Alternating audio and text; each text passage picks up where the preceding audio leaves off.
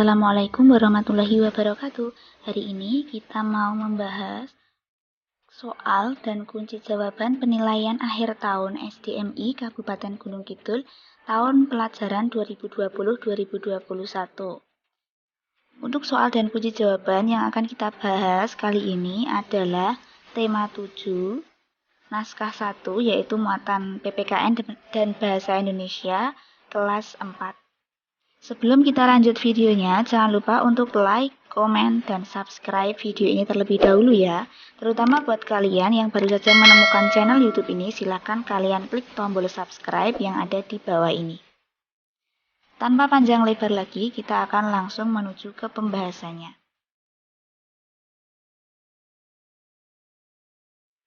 Nomor 1, makna semboyan Bhinneka Tunggal Ika adalah titik-titik. A. Bersatu itu teguh, bercerai itu runtuh. B. Walaupun berbeda-beda tetap satu jua. C. Bertambahnya kekuatan dengan bersatu. D. Walaupun berbeda kita harus saling memberi. Jawaban yang tepat adalah B. Walaupun berbeda-beda tetap satu jua. Nomor 2. Bahasa daerah di Indonesia terancam punah. Sikap kita seharusnya titik-titik. A. Membiarkannya karena sudah ada bahasa Indonesia. B. Mempelajari semua bahasa daerah yang ada di Indonesia. C. Menggunakan bahasa daerah saat bermain dengan suku yang sama dan tidak mau tahu bahasa daerah lain. D. Mempelajari bahasa asing saja jika bahasa daerah sudah tidak digunakan karena lebih bangga menggunakan bahasa asing. Jawaban yang tepat adalah B. Mempelajari semua bahasa daerah yang ada di Indonesia. Nomor 3. Pernyataan di bawah ini yang menunjukkan sikap toleransi untuk menjalankan ibadah sesuai ajaran agamanya masing-masing adalah titik-titik. A. Tian mengganggu Casey saat berdoa. B. Tio menghina Kadek saat memakai. C. Togar mempersilahkan Ahmad menjalankan sholat di masjid saat azan tiba. D. Pak Dino tidak mengizinkan karyawannya menjalankan sholat karena pekerjaannya masih banyak yang belum selesai. Jawaban yang tepat adalah C. Togar mempersilahkan Ahmad menjalankan sholat di masjid saat azan tiba. Soal nomor 4. Perhatikan gambar di bawah ini. Ini ada gambar kelenteng. Gambar di samping merupakan tempat ibadah umat beragama titik-titik. A. Hindu, B. Islam, C. Katolik, D. Konghucu. Jawaban yang tepat adalah D. Konghucu. Nomor 5. Pasangan yang tepat antara nama agama dan hari besar keagamaan sesuai data di samping adalah titik-titik. I. B, I2, D, I3, A, dan yang kedua ini 4C ya. Jadi yang pertama 1B. 1B itu agama Islam dan Natal, itu salah. Yang B 2D, 2 sama D, agama Hindu dan Nyepi. Nah ini betul, jadi jawabannya yang B. Lanjut ke nomor 6. Pernyataan di bawah ini merupakan tindakan yang mencerminkan sikap toleransi dalam beragama adalah titik-titik. A. Membenci perbedaan dalam masyarakat. B. Membatasi berinteraksi dengan orang yang berbeda suku, agama, ras, budaya maupun golongan. C. Hidup berdampingan secara damai dengan orang lain meskipun berbeda suku, agama, ras, budaya maupun golongan. Dan yang D. Ramah dan berinteraksi dengan baik tanpa ada sekat hanya dengan orang yang berasal dari suku, agama, ras, budaya maupun golongan yang sama. Jawaban yang tepat adalah C. Hidup berdampingan secara damai dengan orang lain meskipun berbeda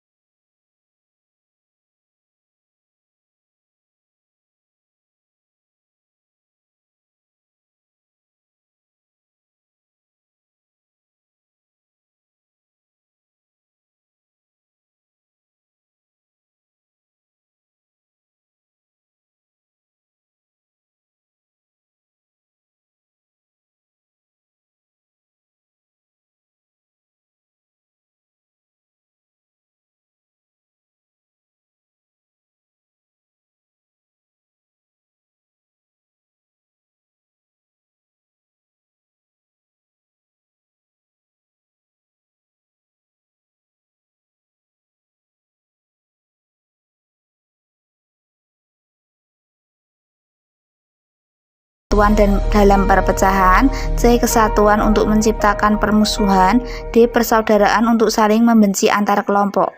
Jawaban yang tepat adalah A. Persatuan dan kesatuan. Nomor 15, dampak negatif bagi NKRI yang disebabkan tidak adanya pemahaman atas keragaman dalam masyarakat Indonesia antara lain A. Persatuan dan kesatuan, B. Menghargai perbedaan sehingga mencegah terjadinya konflik, C. Berpartisipasi dalam pembangunan dan mempermudah pemerintah dalam menetapkan kebijakan pembangunan, D. Memandang masyarakat dan kebudayaan sendiri lebih baik serta merendahkan masyarakat dan kebudayaan lain sehingga mendorong terjadinya konflik. Jawaban yang tepat adalah D. Memandang masyarakat dan kebudayaan sendiri lebih baik serta merendahkan masyarakat dan kebudayaan lain sehingga mendorong terjadinya konflik. Nomor 16, tindakan yang mencerminkan sikap toleransi antar umat beragama dapat diwujudkan dengan A. Menghina agama yang diyakini oleh orang lain, B. Memaksakan orang lain untuk memeluk agama tertentu, C. Menghormati dan menghargai yang sama agama dengan kita, D. Menjaga kerukunan antar umat beragama, intern umat beragama, dan antara umat beragama dengan pemerintah. Jawaban yang tepat adalah D. Menjaga kerukunan antar umat beragama, intern umat beragama, dan antara umat beragama dengan pemerintah. Nomor 17, tindakan yang mencerminkan sikap toleransi demi mempertahankan keanekaragaman sosial budaya antara lain sebagai berikut, kecuali A. Bangga terhadap budaya dalam negeri, B. Menghina hasil kebudayaan suku bangsa lain, C. Menyaring budaya asing yang masuk ke Indonesia, D. Melestarikan dan mengembangkan berbagai jenis seni tradisional seperti seni tari, seni musik, dan seni pertunjukan. Jawaban yang tepat adalah B. Menghina hasil kebudayaan suku bangsa lain. Nomor 18, contoh sikap menghargai keragaman di lingkungan keluarga adalah A. Bertengkar dengan adik, B. Menemani adik bermain, C. Tidak mau bermain dengan adik, D. Tidak mau membantu orang tua. Jawaban yang tepat adalah B. Menemani adik bermain. Nomor 19,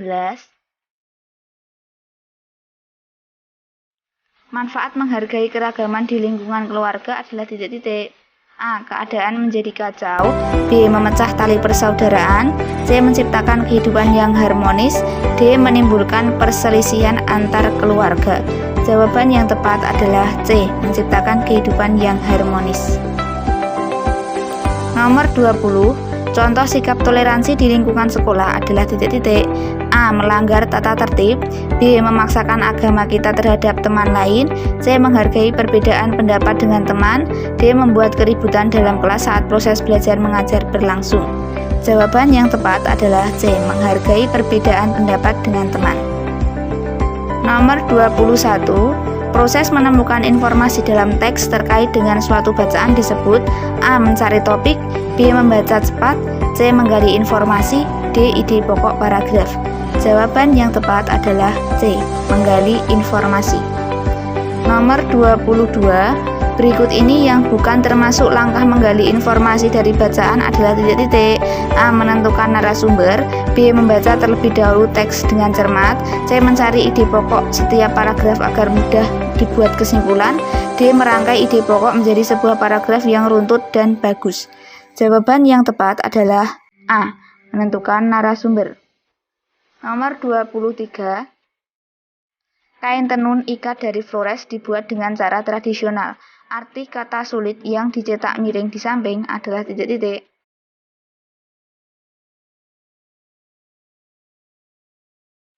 A. Sikap dan cara berpikir serta bertindak sesuai dengan tuntutan zaman, B. Sikap dan cara berpikir serta bertindak sesuai dengan budaya asing dan kebarat-baratan, C. Suatu cara hidup yang berkembang dan dimiliki bersama oleh sebuah kelompok orang dan diwariskan dari generasi ke generasi, D. Sikap dan cara berpikir serta bertindak yang selalu berpegang teguh pada norma dan adat kebiasaan yang ada secara turun-temurun. Jawaban yang tepat adalah D. Sikap dan cara berpikir serta bertindak yang selalu berpegang teguh pada norma dan adat kebiasaan yang ada secara turun-temurun. Nomor 24, para wanita biasanya mengenakan sanggul yang disebut konde bulan. Pemakaian konde bulan ini diperkuat dengan tusuk konde yang disebut haspel, terbuat dari emas atau perak. Haspel juga berfungsi sebagai perhiasan. Haspel adalah titik-titik. A. Sanggul, B. Tusuk konde, C. Konde bulan, D. Gelang emas. Jawaban yang tepat adalah B. Tusuk konde. Nomor 25. Kalimat Bhinneka Tunggal Ika pada lambang negara Garuda Pancasila bukan cuma slogan. Slogan artinya titik-titik, kalimat pendek yang menarik dan mudah diingat, kalimat iklan untuk penjualan suatu produk tertentu, C. Plakat karya seni yang memuat komposisi gambar dan huruf, D. Gambar yang mengandung kritikan atau sindiran tertentu dengan gaya aneh.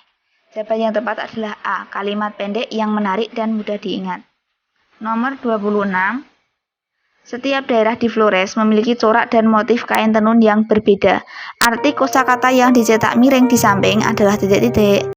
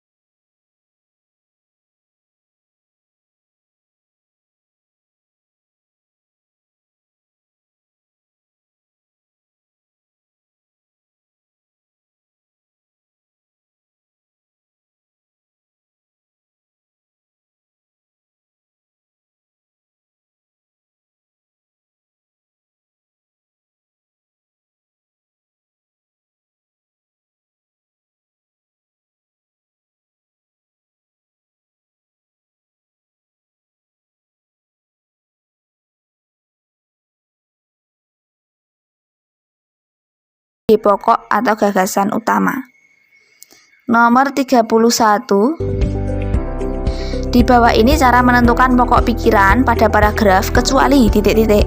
A. Membaca seluruh kalimat dalam paragraf. B. Membaca sebagian kalimat dalam paragraf. C. Menandai kalimat awal, kalimat akhir, atau kalimat awal dan akhir. D. Menandai pikiran pokok yang terdapat di awal-awal, akhir, atau awal dan akhir kalimat. Jawaban yang tepat adalah B. Nomor 32.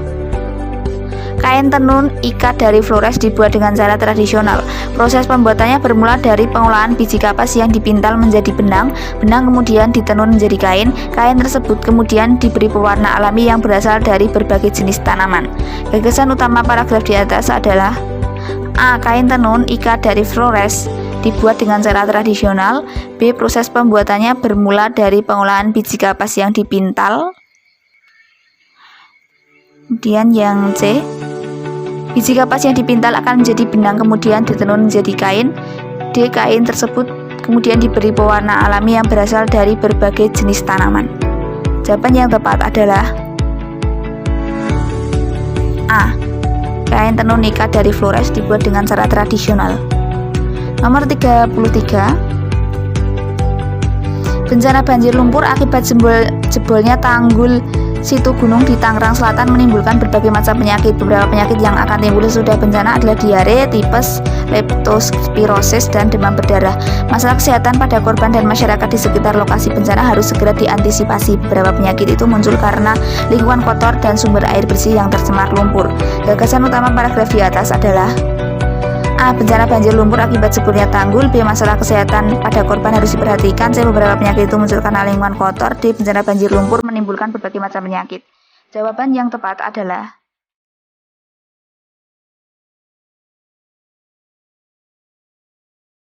D. Bencana banjir lumpur menimbulkan berbagai macam penyakit.